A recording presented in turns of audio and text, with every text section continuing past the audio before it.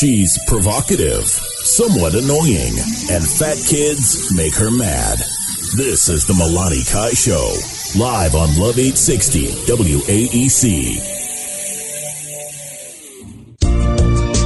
My email address is MALANIKAI, Milani Kai at themilanikai.com. Thank you for listening all over the country. I really appreciate it. I see all the calls online. I see you. I'm going to have to get to you in a little bit. Please stay there. But as I told you earlier, I have a special guest that is coming on the show today. Many of you remember, as I stated earlier in the show, back in 2010, you knew who he was, but you probably weren't aware of this. Let me tell you what got my attention about this, and I've never admitted this on television. Okay. I am a victim of a pedophile when I was a kid, someone who was much older than me. Okay. And those are the things that they do. The language, this doesn't make you gay if you do this. So when someone starts to say that, you start to perk up and go, oh, 4 people have said the same exact story and using the same buzzword. And that's Don Lemon, and he kind of broke my heart in 2012 after that, because then some other revelations came out. But he's here on the show, and I want to welcome him in my Whitney Houston voice and tell you how I felt about you. In front of me, I never realized, and I can't believe I didn't see it in your eyes. Don, I didn't see it. I can't believe it. Is that like being serenaded? Hey, Don Lemon, welcome to the show. You do it every day? No, I don't. I have a terrible voice, and people hate when I do my Whitney Houston voice. Rest in peace, Whitney Houston. But I just wanted to tell you, you were on my list, Don, as a potential baby daddy after we got married. Well, I could still. It's all functioning. I even had a really ghetto name for one of our kids. She wasn't even going to have a last name. Her name she was just going to have a name. It was going to be Lemonisha. Lemonisha. That's actually not a bad name. Maybe I'll name my kid that. Don, welcome to the Milani Kai Show. We appreciate you being here. First off, you have a wonderful book out, and I'm saying wonderful, and I'm being really real with you. I've never read your book, but I know what your book is about, because I'm the type of person, I want to have a conversation with you.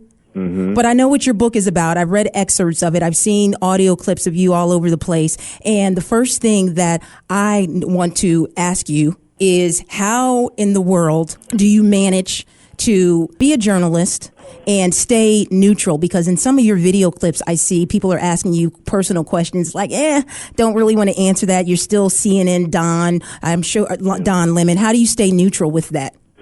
Well, I have to. I need to pay the rent, right? Right. Well, I do it because I went to school to be a journalist. I'm a journalist, and I've always had this sort of innate ability to see both sides of the story. Doesn't mean that I always agree with both sides, or that I'm going to remain in the middle and it's going to be boring.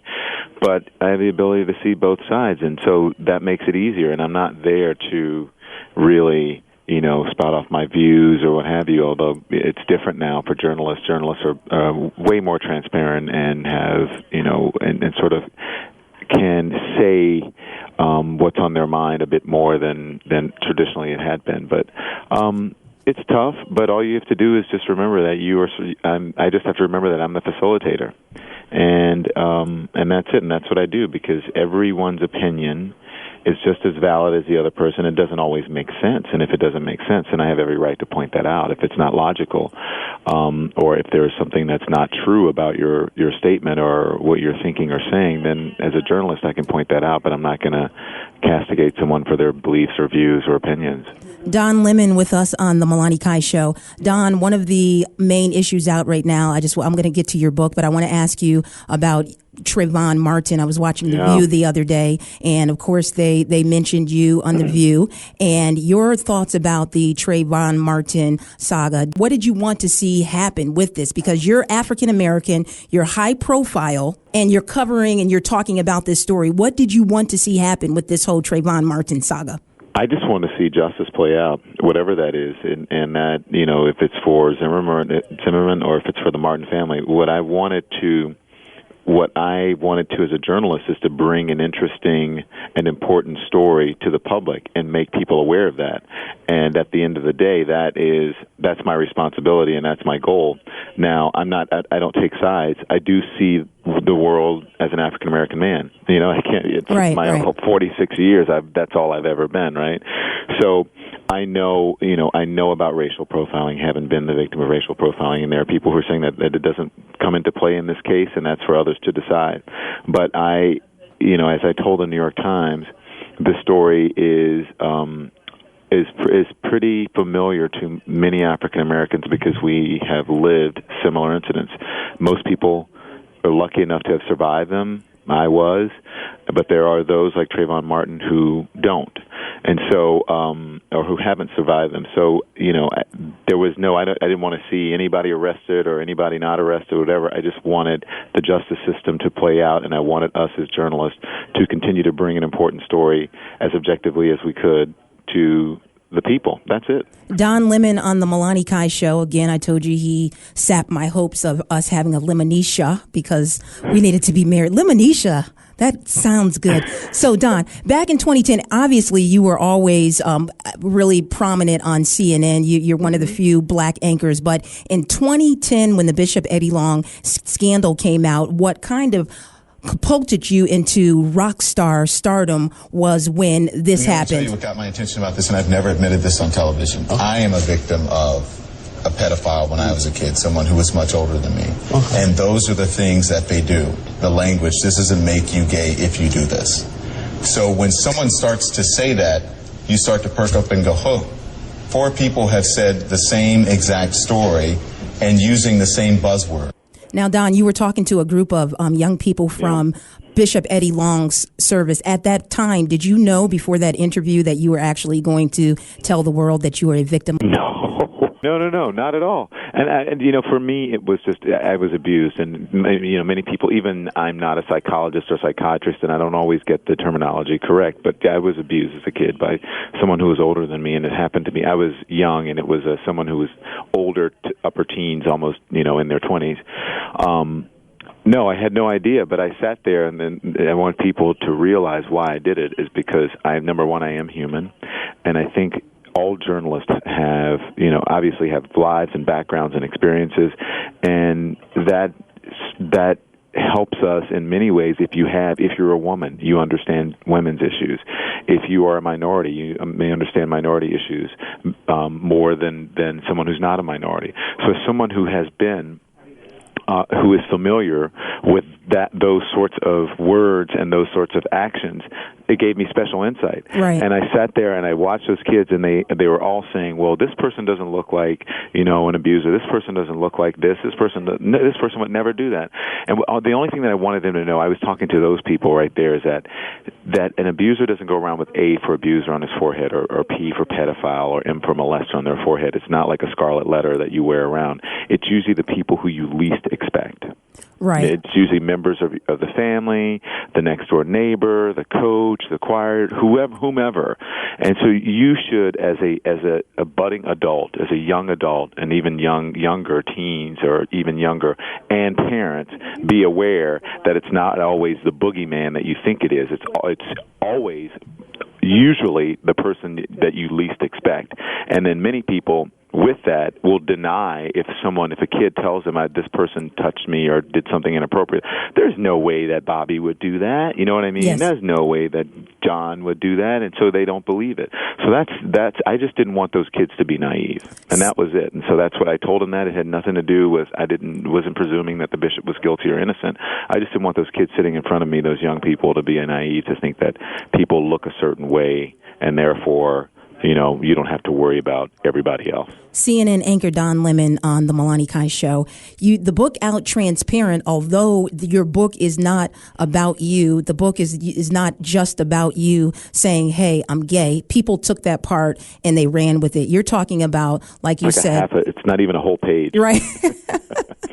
You would never know that. You would never. Someone wrote to today saying, this person wrote a book about that. And I'm like, no, you didn't read the book, 'cause that's not really what it's about. That's what people picked up on. That's what they picked up on. But you're talking about race relations. You're talking about how your rise to basically now pretty much stardom in the world of journalism. You're talking about a lot of issues that affect us. But because you put that in there, I'm sure you knew, and I heard you talking at Outright, the bookstore on Piedmont. I heard you talking about that, and you knew kind of sort of you're vacillating back and forth as to whether you should put that in there or not. But there was one event that led you to put that in there, and you could tell my listeners what that was. Well, I was writing it. I had written it during the time that Tyler Clementi killed himself. You know, the Rutgers University student who his dorm mates and I think his roommate in the dorm filmed him with another person in an intimate act, another man, and he jumped off the bridge. So I put it in. I was like, oh my gosh, I have to send this to CNN so they can see it, and then I have to send it to the publisher. Should I leave it in there?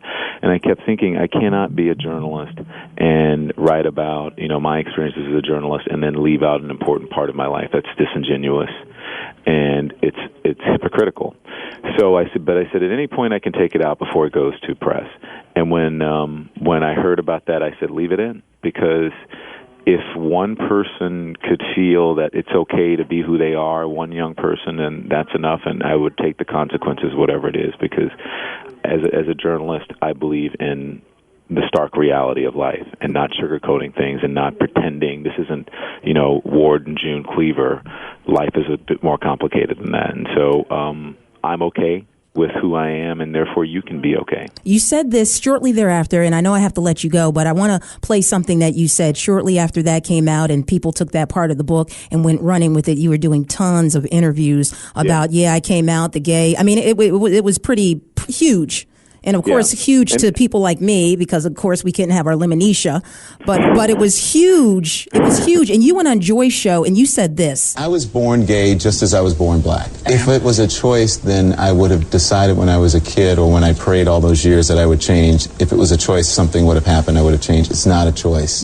So you actually prayed when you were growing up that God would. Oh, yeah. What did you pray for? Oh, I prayed that I would be like normal kids. I knew since I was a kid. And I even prayed as older when I was a young adult, the same thing. And all of that stuff was working in reverse and working negatively because it wasn't the reality of who I was. What was your prayer? God, what? God, take this away so I can be married. What was the this? Did you name the this, or did you just I name what? The this? It's like, God, take this. I would just say I want to be married and have kids and be like the rest of my friends. I don't want to be gay and all of that stuff. And then finally I just realized, well, what am I doing? I was harming myself emotionally, mentally, physically, because the minute you try to be something that you're not, then that's when the break comes, where you're two different people, or you're trying to present one reality to one group and another reality to another group, and you're actually lying to yourself. And if you ever go to therapy, that is the worst thing that you can do. If you believe in any higher power, the worst thing that you can do is not to be yourself. Not to be yourself. Because that's what you were created to be. And then once I hit that, it was an epiphany, and I went, you know what? I am who I am, what I am. I'm a good person. I have no ill will towards anyone. So I may as well just live my life and accept this, and not only accept it, but to thrive in this being and in whatever chosen profession that I have, just being the good person that I am, and what will be, will be. And guess what? It's been fantastic. And Don, before I let you go, I wish we had more time. Maybe we can get you on another time. But I wanted to ask you this, because I'm a Christian, and as you probably have seen, there are a lot of Christians who are very dogmatic about homosexuals and about gay, and they're very dogmatic. What I seem to be seeing in the mainstream media is that when a Christian comes on, or especially some of these anchors that know, or these reporters know, they're going to set up a particular high profile Christian with the question, is homosexuality a sin? Some get dogmatic, but I've seen others who aren't dogmatic and they just say, according to my views, how I see the Bible, that homosexuality is wrong. And this is what I wondered from you, Don. I'm one of those who believe that homosexuality is a sin. However, I am far from homophobic. I have loved ones who are gay. I have associates who are gay, and I don't fear you, which is homophobia. But what I see twisted in mainstream media sometimes is that somebody who says, hey, this is my beliefs, Don Lemon, do what you want to do, but I still believe that it's wrong. We get thrown into the bunch as being homophobic. And I just wanted to let you know that there are Christians like me. We love you. We're not homophobic. If that's what you decided that you wanted to do with your life, at the end of the day, I go to stand before God on my own. I'm not standing there on behalf of Don Lemon. I'm not standing there on behalf of my mom and my father. God's going to look at my life and say, Melanie Kai, how did you live your life? So I wanted to ask you, do you believe that everybody who thinks that homosexuality is morally wrong, do you think that we're homophobic? No, well, I don't think that you're necessarily homophobic. What I think is that you, number one, you have the right to believe in whatever you would like to. You don't have the right to discriminate against someone. That's like we have the right to free speech. We don't have the right to hate speech. So you have the right to believe what you want. I would never tell you that your beliefs are wrong, but I would ask you to challenge those beliefs and think about those beliefs, because I'll tell you what the Reverend Joseph Lowry told me, which helped me. The same doctrines that are in Scripture that talk about homosexuality are the same ones that were used to enslave people and to segregate people, and the same thing to keep women down and to keep women from not voting. That's what the Bible says. So I would challenge you to think beyond that. I would also challenge people to think about, are you overweight in any way? Because that's a sin. Are you eating too much? That's the same sin, the same abomination in the Bible. Are you talking about people in negative ways? It's the same thing. All of those things are the same, and I see a lot of fat Christians. I see a lot of people who pull up to the table and they shouldn't be eating. I see a lot of Christians who drink way too much. I see a lot of Christians who talk about people in negative ways, who gossip, who are slovenly, who are lazy. All of those are sins, just in the same way as the Bible talks about homosexuality. And I'll say this to you. I'll say this. Maybe not. Maybe it talks about. I think it talks about homosexuality less than those things. But I don't hear Christians castigating other Christians for that. Well, let me say this to you, and I really don't, and I'm going to let you go, and I've said that 100 times, but I'm really going to. Okay, I'm good. You're good too. Okay, so we're good with Don Lemon. I didn't want to. I just wanted to. I'm okay, and I know you're talking to other people. I believe what I believe because of. Well, let me ask you this: are you a Christian? I am. Well, I choose to keep my faith to myself, but do I? I got you. Yes. I got you. So you would, if you. For me, it's private. I don't like to wear that. You don't wear it. You don't wear the label. Like I don't like to wear my sexuality on my sleeve, but I talk about it and people bring it up, and it's no different than people talking about their kids or their vacations with their families or someone they're dating. It's the same thing. So, and you mentioned it, so let's talk about it. Right. And so here's my thing. I don't know what everybody else has searched, and I tend to, and I hope the Christians don't take this the wrong way, because I have a huge audience of Christians. I read the Bible, but my relationship is not with the Bible.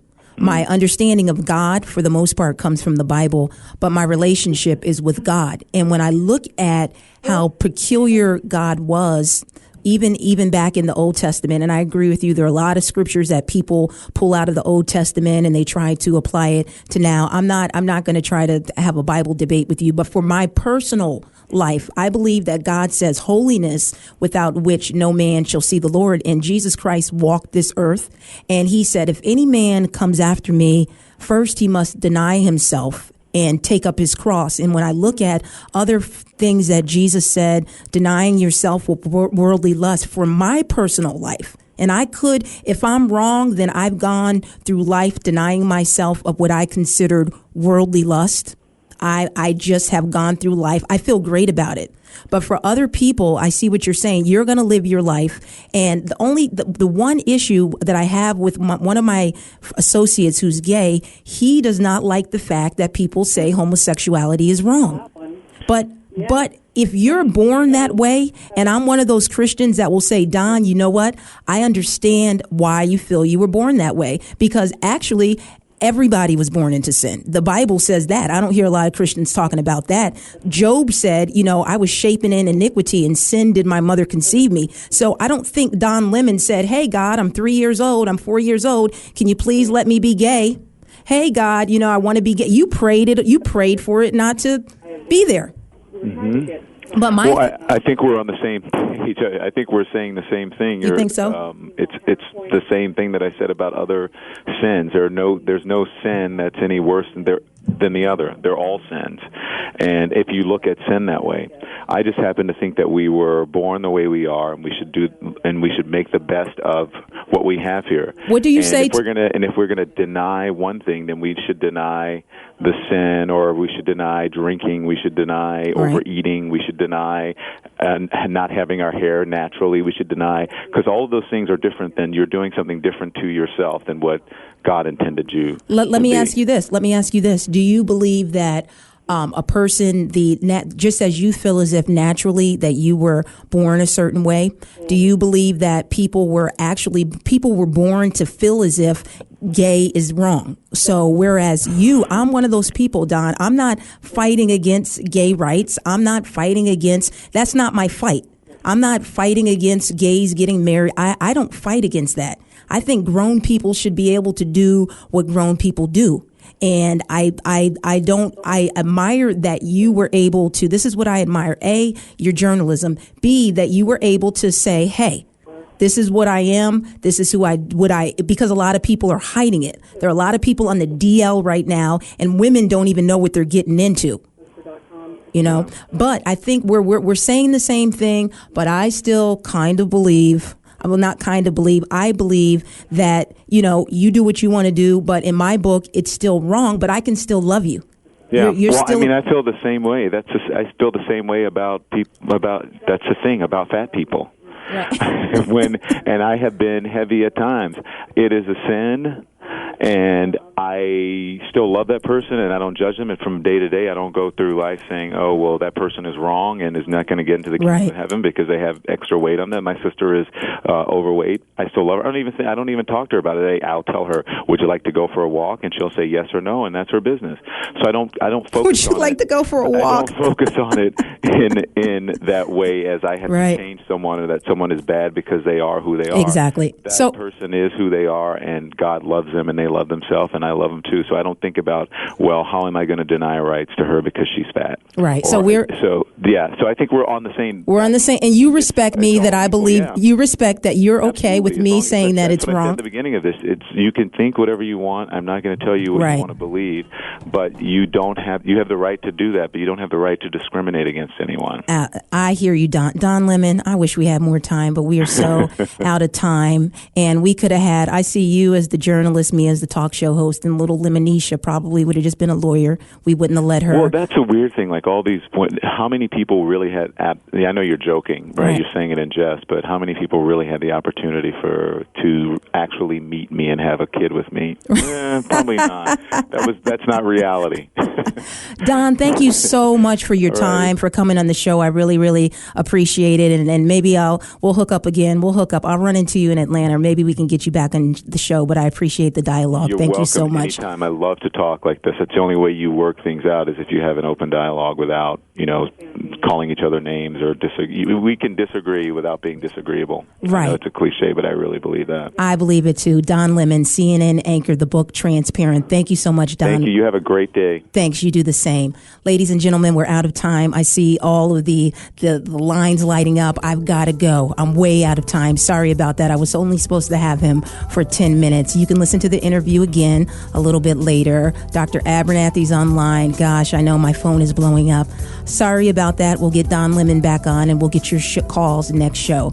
I am Milani Kai, reminding you to always look at the glass as half full instead of half empty. And please don't email me about, you know what, you didn't tell him he was going to hell. You've got somebody in your family that you can tell that to, okay? MilaniKai.com. Peace and God bless. This has been a Dreamstar Entertainment production.